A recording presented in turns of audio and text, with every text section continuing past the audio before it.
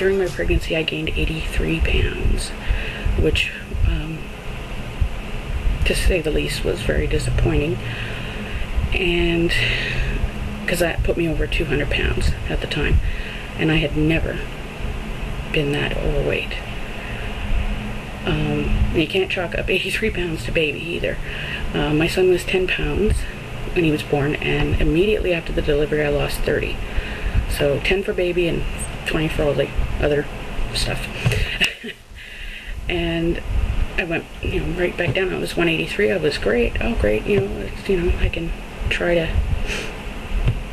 lose the weight. Well, being a young mother, I was married, but I was still a young mother, and my husband worked night shift, so it was difficult all around. And you're home alone at night, and you're lonely, and you start snacking. And slowly my weight ballooned back up over 200. And over the years, it just kept creeping up and up and up. And I remember when I hit 265, by then I was divorced, and I was getting ready to go to school. And I hadn't weighed myself in ages. I don't keep a scale in the house because of that. And then I weighed myself, and I saw that I was pushing close to 300 pounds.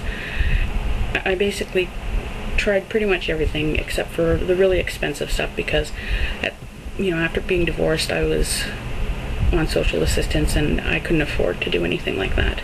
Then I met my friend Christine, and we had been friends for a while, and then she told me about obesityhelp.com, and that she was going to have a gastric bypass. And I signed on to obesityhelp.com and started reading up on it again. I also suffer from depression. I became diabetic.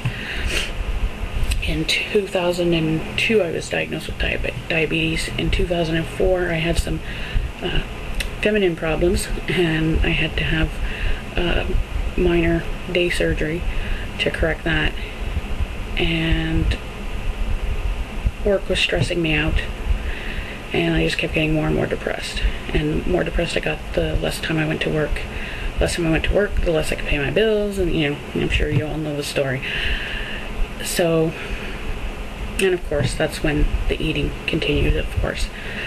So I thought about it, and I thought, maybe I should pursue this again. My friend Christine was going to New York to have her surgery done, and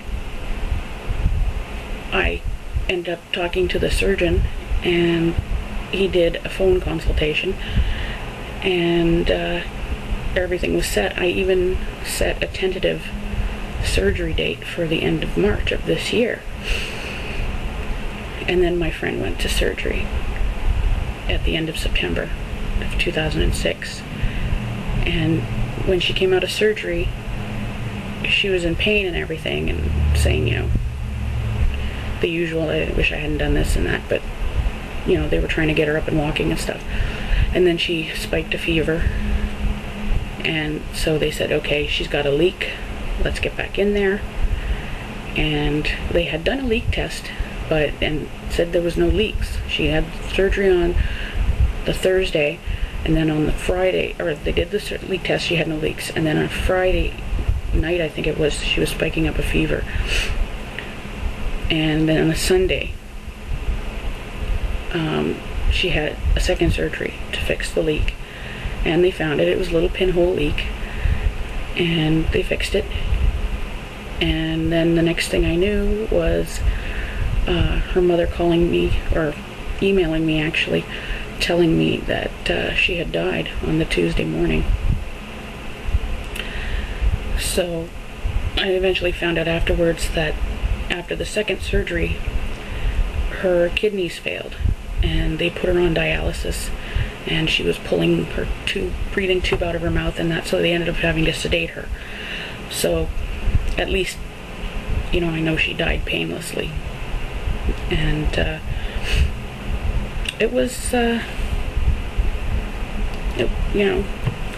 have never lost a friend before, and I didn't really think we were that close, but we were, actually. You you always know what you have after you lose it. And it tore me up.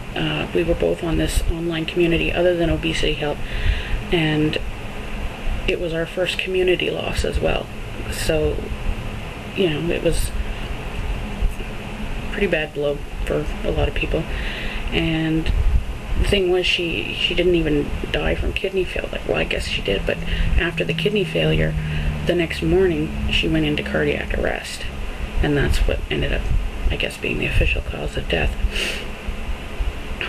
So right off the bat, I said, okay, all my friends that had said they were going to support me and stuff like that, totally withdrew their support. I don't blame them, but it still hurt. And then I had to listen to people telling me about how I shouldn't have the weight loss, I should just learn to love myself the way I am.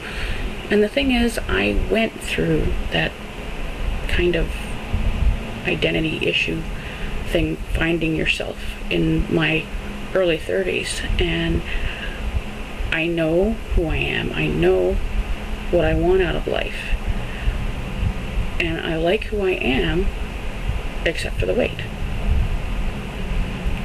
I just can't seem to get it off. I got back on to Obesity Help. I had been on it and, kind of lurking around, but I hadn't really gotten into it and stuff. And then I started posting again, and people were welcoming me back, and I was just astounded that, it was just so supportive. My family is kind of iffy on supporting me. My roommates, well, my one roommate, he's really great. He's my rock, and he's going to be coming with me to Michigan when I have the surgery. So I have at least one solid person in my life to help me through this, which is good. And of course, all the people at Obesity Help. I can give a shout out now to Christian, because Christian was the one who started this video journaling of his post-op journey. And I was thinking of doing the same thing, and then I thought about it, and I said, why not do a pre-op, right from the get-go, because I pretty much started over again. So I did. It's not like I don't have the time, not being off work, or being off work. So I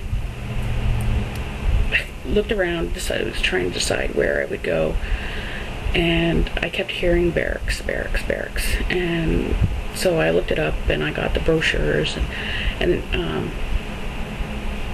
I searched around some more, and other surgeons and stuff, and it just seemed to me that, I don't know, barracks just clicked with me, because it just, I don't know, it's just something about it. I guess the fact that that's all they do, and they have a mortality rate that's lower than the national average, which of course makes me feel more secure. So I said, okay, I would do it. And then the girl said, oh, okay, I'll set you up for a consult next week. This was in December, and I was like, whoa, no, you're moving a little too fast. So I said, well, money's tight, and I said I have to wait to see, and it'd probably be better if I schedule something in January, or late January. And she said, okay. She said, whenever you're ready. So I basically got the papers signed off for barracks, sent them in, and I finally scheduled the consult, and it's on Monday. I was really happy that I wasn't feeling so anxious about this. Considering the fact that, Christine had died, and I was still going ahead with the surgery. But it came to the point where I realized that the risks or the benefits far outweigh the risks involved.